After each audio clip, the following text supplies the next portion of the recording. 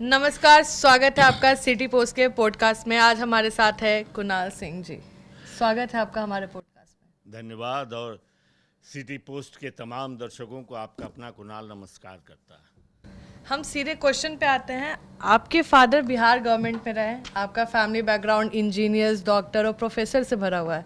Actor कहाँ से, acting career कहाँ से आप ज्वाइन किए, कहाँ से? देखिए, कहीं ना कहीं जो लकीर है उसको तोड़ा जाता है, मिटाया जाता है, मोड़ा जाता है। बचपन से मेरे दिल में एक ख्वाहिश ज़रूर थी कि मैं वो काम करूँगा जो मेरे ख़ानदान में किसी ने नहीं किया। तो डॉक्टर, इंजीनियर, पिताजी मंत्री थे, राजनीति में सब लोग थे। फिल्म इंडस्ट्री, खेल जगत और मिलिट्री में कोई नहीं था मेरे ख़ानदान से। तो खेल उस समय बिहार में उतना डेवलप नहीं था, खिलाड़ियों को कोई मौका मिलता नहीं था। तो मैं फिल्मों की तरफ आकर्षित हुआ और वो सपना लेके मुंबई गया। यहाँ से ज़िंदगी शुरू हुई। हमने सुना है कि आप आकाश सिंह जो आपके बेटे हैं उनको एक्टिंग करियर में नहीं जाने देते हैं, या जान नहीं चाहते कि वो एक्टिंग करियर में जाए। ऐसा क्यों? देखिए, ये हर पुत्र का ये सपना होता है कि पिता की राह में चले, पिता की जैसा नाम वो भी सेम कमाए। तो आप क्यों नहीं चाहते ऐसा? मेरे पिताजी राजनीति में थे, लेकिन मैं तो अलग रास्ते पे चल के जो थोड़ी बहुत पहचान बनाया। लेकिन जब उस दौर से गुजरा तो मैंने जीवन में बहुत संघर्ष किया। तो एक बाप होने के नाते नहीं मुझे लगता था कि मेरा बेटा भी वैसे ही उस दौर से गुजरे, या जीवन में कोई बाप नहीं सोचता है। शायद मेरे पिताजी भी नहीं सोचे थे, क्योंकि जब मैं संघर्ष कर रहा था और कुछ 1.5 साल हो गए थे, कहीं कोई काम नहीं देता था, घर से पैसे आना बंद हो गए। पिताजी ने, तब मैं छोटा था, यंग था, मैं समझ नहीं पाया कि पिता की चिंता क्या होती है। उन्होंने कहा कि अगर काम नहीं मिलता है तो वापस आ जाओ, और मैंने झूठ बोला कि नहीं, मुझे काम मिल रहा है और अब आपको पैसे भेजने की ज़रूरत नहीं है। लेकिन ज़िंदगी इतनी आसान नहीं थी। तो वहाँ से संघर्ष करके मैंने नौकरी की। मैं स्क्रिप्ट की कॉपी करता था। और एक अजीब वाक़या भी है मेरी ज़िंदगी में, कहेंगी तो ज़रूर सुनाऊंगा। जरूर सुनाइए। उस संघर्ष के दौरान जब एक एक दो दो दिन भूखे हो गया था, तो जिस बिल्डिंग में मैं पेइंग गेस्ट रहता था उसके नीचे एक अम्मा थी, एक मुस्लिम लेडी थी, जो केला बेचती थी और कपड़े में आयरन करती थी। और मैं वहीं कपड़े आयरन करवाता था, चूँकि पेट में रोटी हो या ना हो, प्रोड्यूसर के दफ्तर में जाने में आप फिट फाट लगें। वो अम्मा मेरी शक्ल देख के मुझे कहती थी कि तू भूखा है रे, तू खाया नहीं कुछ। मैं झूठ बोलता था उनसे कि नहीं अम्मा, मैं खाया हूँ। बोले नहीं। और मुझे वो गरीब औरत 1 दर्जन केला दे देती थी। वो मेरी माँ नहीं थी, लेकिन माँ से कम भी नहीं थी। और मुझे फ़ख्र है कि जब उनका इंतकाल हुआ तो मैं उनकी कब्र में एक मुट्ठी मिट्टी डाला हूँ। इस बात का मुझे गर्व है। तो ये सब दौर से गुजरने के बाद मुझे नहीं लगा कि बेटे को भी इतना संघर्ष करना चाहिए। और मैं वो 3rd स्टैंडर्ड में पढ़ता था, मैं पंचगनी स्कूल में उसको डाल दिया कि फिल्म इंडस्ट्री से दूर रहेगा, माहौल से दूर रहेगा। लेकिन लेकिन आप तो एक वर्सेटाइल एक्टर बन चुके थे ना। आपका स्ट्रगल था तो उनके लिए तो स्ट्रगल कम होता। पिताजी इतने बड़े एक्टर हैं, उनके लिए तो स्ट्रगल कम होता, और आप समझते भी कि ये स्ट्रगल का पार्ट है तो आप उनको सपोर्ट कर सकते थे। लोगों को ऐसा ही लगता है, लेकिन ये ज़िंदगी की सच्चाई नहीं है।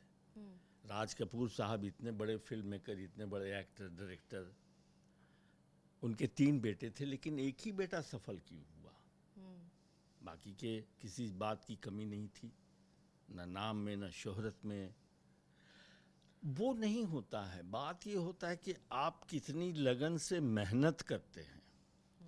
और मैं इसको आजमाया था जब वो लड़का फिर कॉलेज में, जब मुंबई में आके स्कूल पास करके, तो एक दिन सडनली उसने मुझे कहा कि पापा मैं एक्टर बनना चाहता हूँ। और मुझे बहुत सदमा लगा, जिस बात का डर था।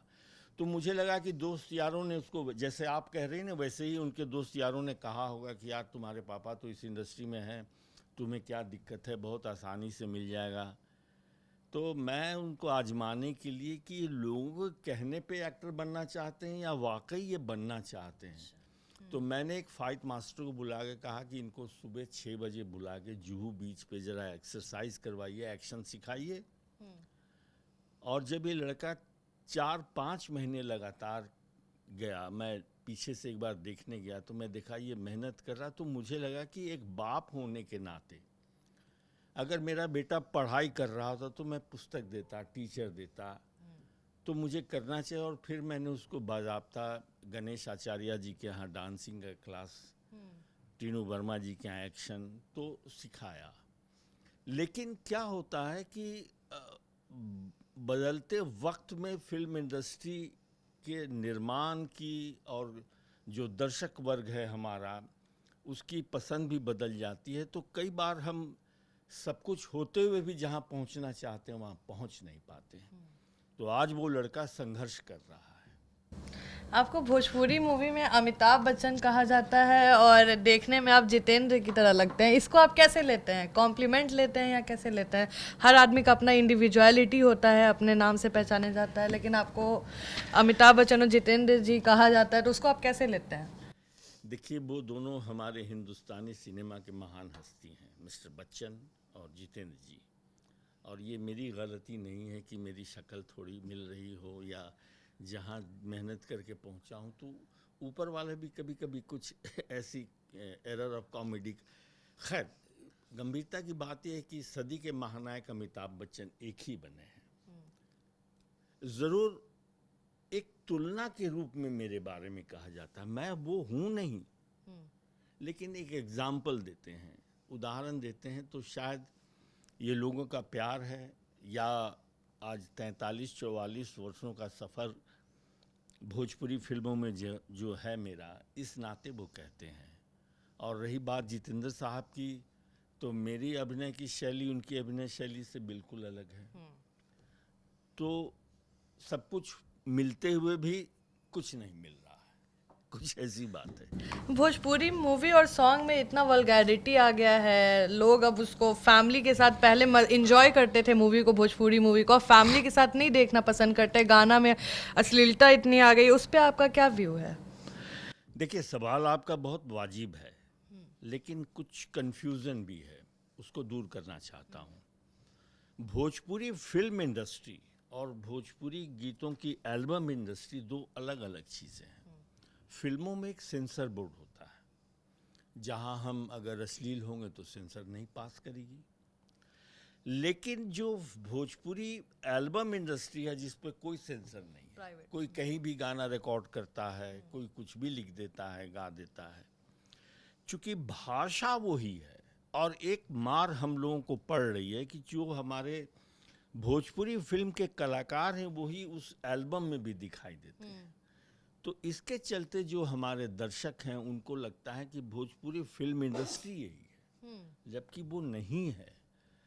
तो मैं तो आपके माध्यम से ये लोगों को कहूँगा कि ऐसे चीज़ों का बहिष्कार करें और ये फ़र्क समझें कि सिनेमा और एल्बम इंडस्ट्री में क्या फ़र्क है। एक मूवी आपकी आई थी बैरी कंगना, पहली हॉरर भोजपुरी मूवी थी जी। तो सुनने में आया था कि वो मूवी करते करते आप प्यार में, सच में एक्टिंग से प्यार में चले गए थे, ये सच था क्या? देखिए, हम इंसान हैं और इंसान ही प्यार कर सकता है, जानवर भी है, प्रकृति ईश्वर की बनाई हर रूप प्यार कर सकती है। बैरी कंगना की कहानी, कथा, पटकथा, संवाद मेरी पत्नी ने लिखा था, आरती भट्टाचार्य, जो खुद भी बांग्ला फिल्मों की बहुत बड़ी हीरोइन रही हैं और भोजपुरी सिनेमा की पहली महिला निर्देशिका हैं वो। तो बैरी कंगना में जो नायिका का चरित्र था, उसके ऊपर इतना जुल्म था जो मैं अपनी ज़िंदगी में औरतों पर अत्याचार मैं बर्दाश्त नहीं कर सकता हूँ, ये मेरा स्वभाव है। तो कहीं ना कहीं उस कहानी में जब उस नायिका के ऊपर जुल्म ढाए जाते थे तो मैं आकर्षित हो गया था। मैं गलत नहीं बोलूँगा। और मुझे ऐसा लगने लगा कि इसकी ज़िंदगी में इतना दुख हो रहा है और मैं कैसे बचाऊं। तो आप अब इसको प्यार की भाषा कहें या लेखनी का प्रभाव कहें या वो नायिका जो थी वो इतनी जीवंत अभिनय कर रही थी कि और जीवंत अभिनय किया। अगर मेरे दिल में ये बात थी तभी वो फिल्म गोल्डन जुबली इतनी बड़ी सफल फिल्म हुई। तो दर्शकों ने भी सोचा होगा। आपका लव स्टोरी जानना था मेरे को आरती जी के साथ। कैसे बंगाली एक्ट वो स्क्रिप्ट राइटर थी और एक बिहार का लड़का कैसे मिले और ये लव स्टोरी मुलाकात कैसे हुई, मतलब हमारे दर्शक जानना चाहेंगे। देखिए, मैं मुंबई शहर में जब संघर्ष कर रहा था, मेरे पास कोई काम नहीं था। उस समय मेरी पत्नी आरती भट्टाचार्य बंगला फिल्मों की बहुत बड़ी हीरोइन थी। उन्होंने सत्यजीत रे, मृणाल सेन, तपन सिन्हा सबके साथ फिल्मों में अभिनय किया था। और मृणाल सेन जी के चीफ असिस्टेंट गिरीश रंजन जी होते थे जो बिहारी बैकग्राउंड पे एक फिल्म बनाना चाहते थे। उनको एक बिहारी नायक की ज़रूरत थी। तो उन्होंने पहले अप्रोच किया था शत्रुघ्न सिन्हा जी को, शत्रु भैया को किया था। लेकिन छोटी बजट की फिल्म थी या शत्रु भैया की व्यस्तता के चलते वो नहीं कर पाए, तो मुझे नायक लिया गया। और उस समय बिहार और झारखंड ये था, तो उसमें प्रायोरिटी थी कि 80 से 90% बिहारी स्थानीय कलाकार उसमें करेंगे। तो उसके चलते आरती भट्टाचार्य का चयन हुआ। अब वो नायिका बन के आई। तो मैं पहली मेरी उनकी मुलाकात हुई, मैं उसमें टांगा वाला था। तो मैं चमड़े का जो जूता होता है, धोती, गमछा, गंदा सा जब मेरी इंट्रोड्यूस कराई गई तो उन्होंने ऐसी नज़र से मुझे देखा कि जैसे मैं ये हीरो हूँ या ये कौन इंसान इतना इस। तो मैं वो नज़र देखा और मैंने कहा कि आपकी ये नज़र, मैंने बोल दिया कि आपकी ये नज़र आपको बहुत भारी पड़ेगी। ये love at first sight type का था आपके लिए? नहीं, एक आप लव एट फर्स्ट साइट नहीं, आप ये कह सकते हैं कि एक उनकी नज़र में तौहीनी जो मैंने महसूस की, ये उसका रिएक्शन था। और जब शाम को शूटिंग ख़त्म हो गई, उन्होंने भी देखा कि हाँ ये ठीक ठाक काम कर लेता है, एडुकेटेड है, सलीके से बात करता है। और बंगाल फिल्म इंडस्ट्री के जो कलाकार हैं वो बड़े एक हर हिंदुस्तानी जो कहा जाता है, जो हमारा संस्कृति है, उसको वो बहुत बिलीव करते हैं। शाम को जब हम मिले तो मैं अपने फॉर्मल ड्रेस में था। तो उन्होंने कहा कि वो आप ही हैं जो हमने दिल में देखा था। मैंने कहा मैं वही हूँ, यहाँ भी मैं ही हूँ और अब हर जगह आपको मैं ही दिखाई दूँगा। तो कहानी कुछ ऐसे शुरू हुई और इंटरकास्ट मैरिज की बात थी। हाँ, इस पे भी जानना चाहेंगे कैसे मना है। इंटर कास्ट ही नहीं था, इंटर स्टेट भी था। हाँ, कल्चर अलग है बंगाल का, बिहार का कल्चर अलग है। कैसे हुआ, कैसे मना है? बहुत इंटरेस्टिंग है, हम जानना चाहेंगे। तो इसमें बहुत कुछ बड़ा रोल मेरे दादाजी ने प्ले किया था। मेरे दादाजी उस समय जीवित थे और वो आर्य समाजी में थे। पिताजी ने ऑब्जेक्शन नहीं किया लेकिन पसंद भी नहीं कर रहे थे कि मैं कोई ऐसा कदम उठाऊं। और जब हम शादी करने की बात सोचे तो मैंने माँ से कहा कि माँ मैं शादी करना चाहता हूं। तो माँ ने कहा कि आप एक बार मिलवाइए उनसे। तो जब वो आई तो मैं तो डरा हुआ था कि फिल्मों में काम करती हैं, पता नहीं चाय भी बनाने आता होगा कि नहीं। लेकिन मैंने कहा ना कि बंगाल के चाहे जितने भी बड़े कलाकार हों या मंत्री हों या जो भी एजुकेशनिस्ट हो, वो संस्कृति को मेंटेन करते हैं। तो ये जब घर पे आई तो बहुत कुछ ऐसा घरेलू काम जो है उन्होंने किया। तो माँ ने कहा कि ठीक है फिल्मों में करती है लेकिन इसको घर चलाना भी आता है, चला सकती है ये। और तब सवाल हो गया, वो मैं यादव हूँ, वो ब्राह्मण हैं, वो बंगाली हैं, मैं बिहारी हूँ। तो मेरे दादाजी ने उस समय कहा कि धर्म जाति से ऊपर सोचना होगा, जो स्वामी विवेकानंद जी कहते थे तो कुछ उस ढंग से हुआ और फिर सब लोग तैयार हुए और शादी हो गई और आज जिंदगी गुजर रही एक है। क्वेश्चन है मेरा जो महिलाओं से पूछा जाता है, मैं आपसे पूछूंगी। आपका एज ऐसा है, मतलब कैसे इतने यंग कैसे मेंटेन किए हुए हैं? अभी भी आप जितेंद्र की तरह मेरे को लग रहा है, कैसे इतना मेंटेन किए हैं? हाँ, खूबसूरती का राज बताइए थोड़ा हमारे खूबसूरती मर्दों की तो होती है उनके व्यवहार से, उनके कर्म से, और खूबसूरती औरतों की देखी जाती है। देखिए क्या होता है कि जब आप दिल से बूढ़े होने लगते हैं, जब आप सोचने लगते हैं कि जिंदगी में हमने सब कुछ पा लिया है, तब आप बूढ़े हो जाएंगे। हर रोज हर सुबह मैं अपनी बात कर रहा हूँ, मैं ये सोचता हूँ कि मुझे जीवन में अभी बहुत कुछ करना है। और आज भी इतने साल 300 से ज़्यादा फिल्मों में अभिनय करने के बाद भी जब मैं किसी फिल्म की पहले दिन की शूटिंग करता हूँ तो मुझे लगता है कि मैं नया कलाकार हूँ जिसे मौका मिला है। दो बातें होती हैं, मैं इतनी ईमानदारी से काम करूं कि सामने वाला ये नहीं कहे यार ये यही कुणाल है जिसको एक्टिंग नहीं आता, लोग इतनी बड़ी बातें करते हैं। वो भी बचाना है। और मुझे भी, जब आप ऊंचाई पे जाते हैं तो संघर्ष आपका ऊंचाई पर जाने का होता है, ऊंचाई पर टिके रहने का भी एक संघर्ष है। तो मैं मेहनत करता हूं और यंगस्टर से मैं बहुत कुछ सीखता भी हूं, बड़े बुजुर्गों को भी सीखता हूं, अपना भी एक तजुर्बा है। तो ये कुछ मिल मिला के मुझे आगे चलते रहने की, आज मैं आपसे बताऊं कि बस मैं चलना चाहता हूं, मैं चलते रहना चाहता हूं। कभी मेरी उंगली पकड़ के भोजपुरी सिनेमा के जन्मदाताओं ने मुझे चलना सिखाया, कभी मैं अपने दोस्तों के कंधे से कंधा मिला के चलना सीखा, और आज उम्र के इस पड़ाव पे मैं हूँ जहाँ मैं चाहता हूँ कि मेरे यंगस्टर्स मेरी उंगली पकड़ के मुझे चलाते रहें। ये चलने का एक मेरे अंदर जज्बा है। अभी और मूवी में आप दिखे जाएंगे? देखने का मौका है हमें? मज़े की बात यह है कि सीनियरिटी के नाते कई बार अवार्ड फंक्शन में कहा गया कि भाई अब लाइफ टाइम अचीवमेंट अवार्ड। हाँ दिया जाए, तो उनको मैं एक ही शेर कहता हूँ कि दिल के अरमां अभी बाकी हैं बहुत कुछ करने का, दिल में तूफान अभी बाकी हैं बहुत कुछ करने का अरमान अभी बाकी है।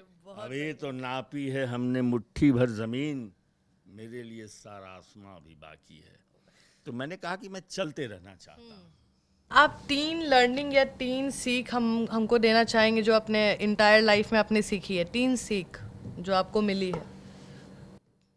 सबसे बड़ी सीख तो मैंने जीवन में ये पाया है, जैसे जब मेरे पिताजी मंत्री थे तो एक अहम मेरे अंदर था, क्योंकि पुलिस भी कुछ नहीं करती थी और एक एक अलग सा पावर महसूस करता था मैं, जो मेरा नहीं था, वो मेरे पिताजी के नाम का था।